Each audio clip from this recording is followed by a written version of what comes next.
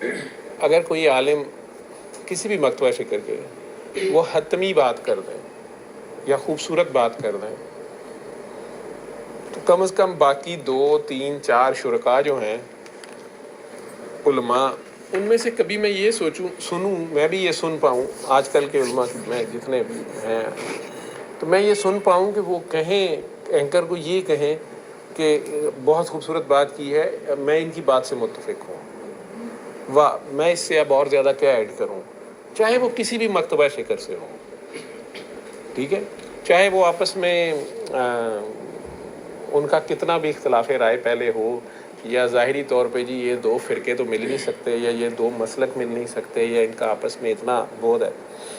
لیکن اگر ان میں سے جو حق کی بات کر رہا ہو، تو میری ایک خواہش ہوتی ہے میں اب یہ سنوں کہ میں نہیں کہہ رہا کہ میں اپنی مرضی کی بات نہیں سننا چاہ رہا ہوتا، یا میں کر رہا ہوتا کہ انہوں نے حق کی بات کر دی ہے، نہیں، میں یہ کہہ رہا ہوتا ہوں کہ یہ تو چاروں علماء ہے نا، میں تو جانتا ہی نہیں ہوں، میں تو جاننے والا نہیں ہوں، ٹھیک ہے، میں تو ان سے جاننے بیٹھا ہوں، تو اب یہ چاروں ہی ماشاءاللہ مفتی ہیں، علماء ہیں، آیت اللہ ہیں،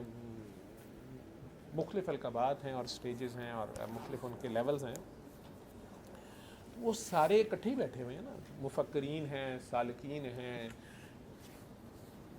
اسکالرز ہیں، تو کسی نقطے پہ تو اکٹھے ہوں گے